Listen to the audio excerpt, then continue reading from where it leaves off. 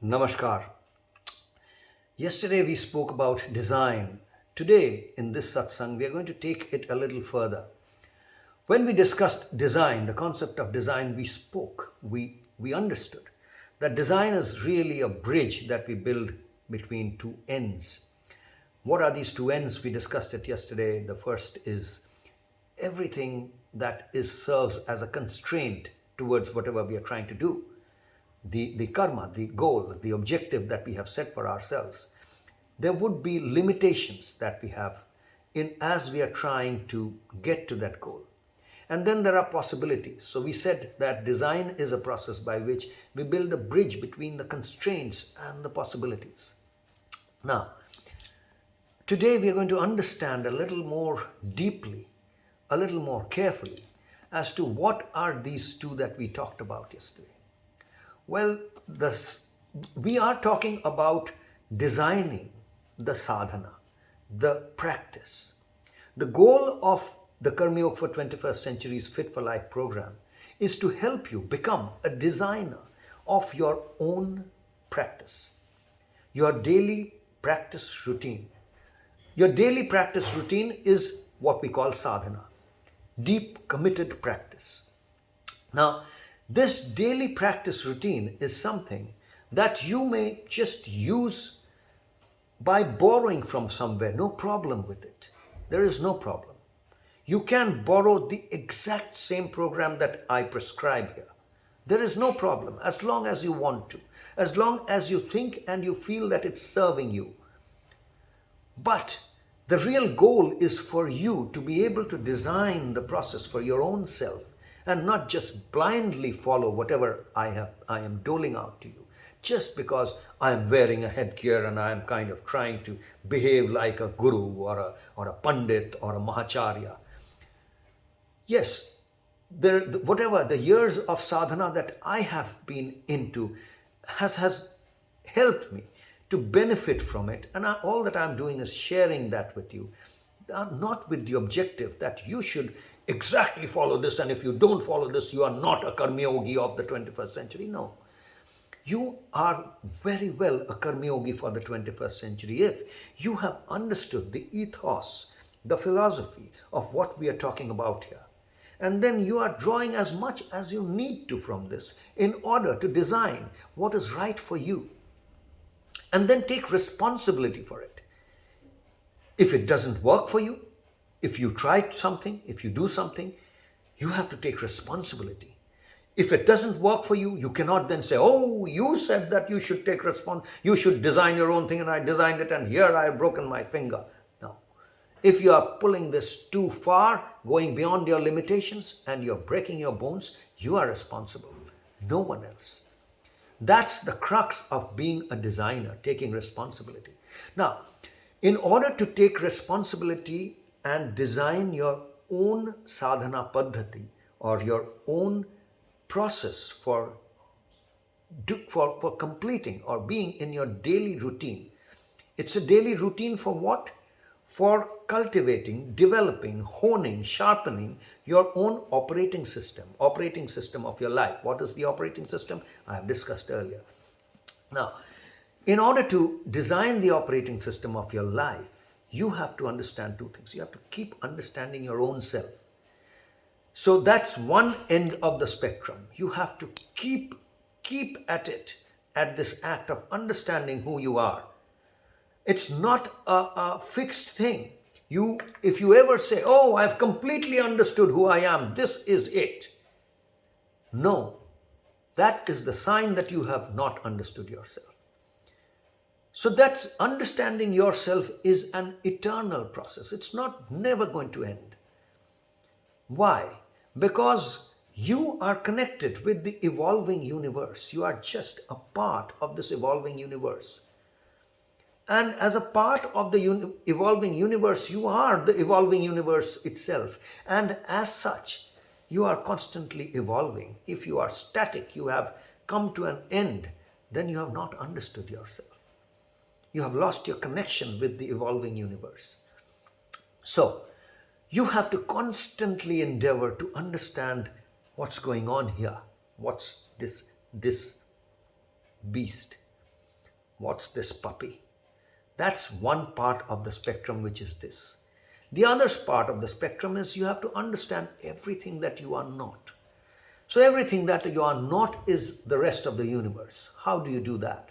Well, in all times, there was never probably a time like this where the wisdom, the knowledge, the insights, the experiences of every culture, of every geography, of every historical period is available to you through a small device at your fingertips. This smartphone, most likely the one that you're using in order to access this program, is something that also gives you access to the wisdom and the insights and the experiences and the knowledge and the information that has ever been, always been accumulated. This was never possible before this. It was a dream. People would talk about God in this manner, that God is omniscient, but today, as they jokingly say, Google is God kind of thing. So with your smartphone, it is possible for you to access information. It is possible to access and connect with time immemorial almost. All the historical knowledge that has ever been documented and codified in any which way is all coming there. If it's not there, it is getting there. Most of it is already there. And as it is evolving anywhere, all of that stuff is getting collected. So, you have access to this mammoth library of information and knowledge and wisdom. So that's the other part, that is the other end of the bridge that you need to build. So imagine how difficult a task this is. Because in order to become a great designer of your own sadhana paddhati, you have to be a great analyst of your own self and a great analyst of everything that is out there. And then and only then you can build a most effective bridge. So it's not easy, but it's possible. At least if it's not possible to be a perfect designer, it's possible to be a great designer. And that's all that is needed. Until such time that you feel that you're a great designer and you can take responsibility for designing your own perfect sadhana paddhati, you can take help of what we are doing here. And we normally say that it will take you at least around 27 months of deep committed practice of what we are doling out from here, what we are prescribing here.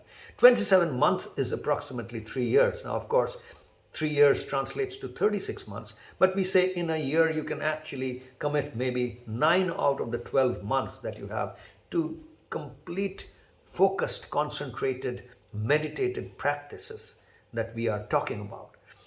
So 9 months in a year, three months is chutti, is holiday. You don't have to worry about it. So even then, 27 months will take you 3 years. So 3 years of deep committed learning, sadhana of this will hopefully, the goal will help you to become a designer of your own sadhana. And then you can follow your own swadharma, as they say. Because everyone has to seek their own truth, their own reality. And that's the goal. The goal of this is not to convert you into my path, but to liberate you and to help you to find your own path. But take responsibility of the path and not just wander around. It is also possible when we design and we talk about this whole thing like this with so much freedom, with so much flexibility. There is every possibility that you will be derailed from your path. That you will spend every day, instead of doing sadhana, you will only be searching. No, that's not the goal either. If you just search without participating in the sadhana, it's of no use. You will be just wandering around.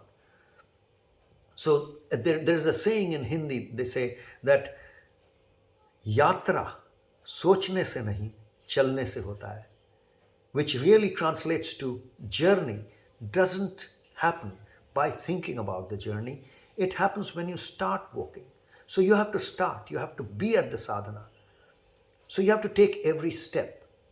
But then we also say, there is this maxim or this saying in Hindi was traditionally it's a traditional saying, yatra sochne se nahi, chalne se hota hai.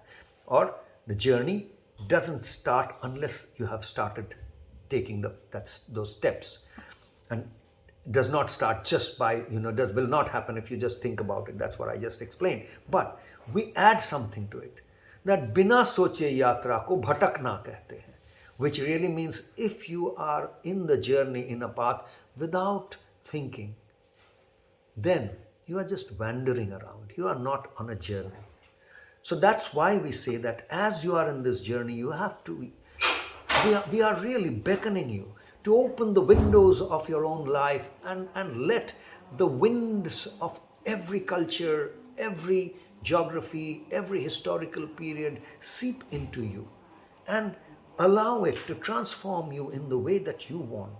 So be very cautious, be very cognizant, be very conscious as you allow these winds of change to come and influence you. But allow yourself to be influenced, because that's all that is there to this program. As we said, it's radically inclusive, and you can only make it radically inclusive if you allow yourself to be influenced by all the forces that are there, that have ever been there, and that are going to be there in times to come. But in order to be that, in order to be robust enough to handle all that influence, you need to be on a very robust sadhana journey all along. And that's what we are trying to provide through this Karma Yoga for 21st Century's Fit for Life program. So that's kind of the long and short of it for today. It's a little complex in some ways. It may not be very simple, but you need to really refer to all the other satsangs that we have been talking about in order to really get the crux, or get the gist, or get the essence of what we discussed today. So much for today. Thanks a lot for listening in. Take it easy and take care. Namaskar.